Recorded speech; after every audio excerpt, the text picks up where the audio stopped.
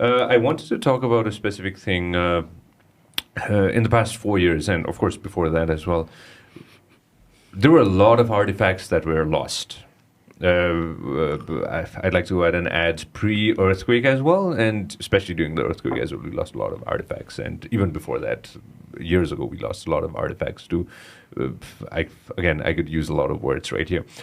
You've made sure that we get a lot of things back, and we have gotten a lot of artifacts back. Would you want to go ahead and elaborate a little bit on that? Yeah, I'm so glad you asked that question. This is something that's been somewhat of a passion for me, and my team at the embassy has done a great deal of work.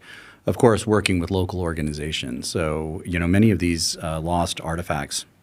They were stolen. They weren't lost. Sure. Have ended up in museum collections and private collections all over in the West, including in the United States. Yeah. So we started partnering with the Museum for Stolen Art in Bhaktapur, the Rabindra Puri Foundation, and also the Nepal Cultural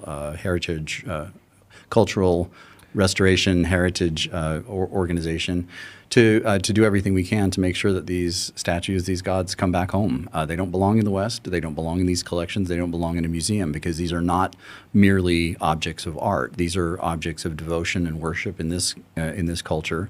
And so we've had really good success. We began back in 2019 working on the return of 15th century Lakshmi Narayan idol out of Patkotole in Patan.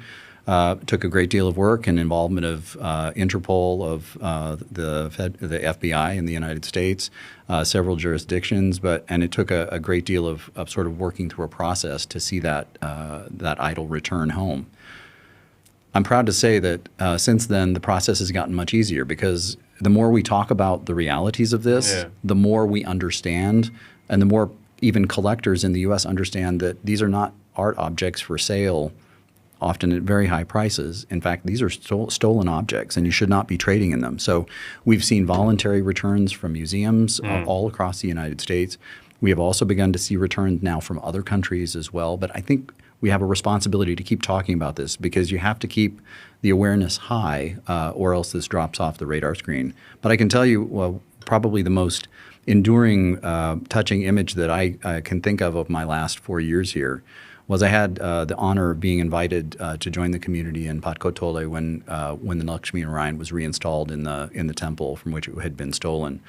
And it completely it was an emotional experience to see this amazing object which has been sitting on a very pristine, clean, austere, and somewhat lonely shelf in a museum in the U.S. where people can see it through 4 layers of glass. To see it reoccupy its original space and its original intent at the heart of a community and to be accessible, absolutely priceless. That it has redefined for me our concept of where it's the intersection between art and spirituality. So what a joy to be able to see that idol back in its original temple. It's amazing that you were working on this, and now, of course, the embassy and the government is definitely going to carry forward with this down the road. The plan is definitely there. Absolutely. What I can tell you is that we've had such success in this that I now, most of the returns that are occurring have no involvement of our embassy whatsoever, that these are voluntary returns. So I, like so many other people here, are learning about returns of some of these items in the newspaper on page 4 because it's become so so commonplace. That's exactly where we want to be. We want to see this continued flow that is relatively easy and ultimately then make sure that these objects don't simply come from a museum in the West to a museum in Nepal, but go back into the communities because these were community-based idols of veneration, right? So we have a real interest in seeing them restored back into their original positions. But I would really commend a few organizations that are doing that right here. Kanak Dikshit has an organization that's working very hard to do just that. The Rabi Puri Foundation, which is working on broad issues related to cultural preservation. Of course, we've had a long partnership with the Kathmandu Valley Preservation Trust to preserve the structures in the Kathmandu Valley. So, there's just such tremendous capacity here. I just want to make sure that, from my perspective, that the ability to maintain these cultural treasures is not an issue of resource. So our job here is not, in fact, these are Nepali assets. They will be restored and maintained in, according to Nepal's own artisans and methods.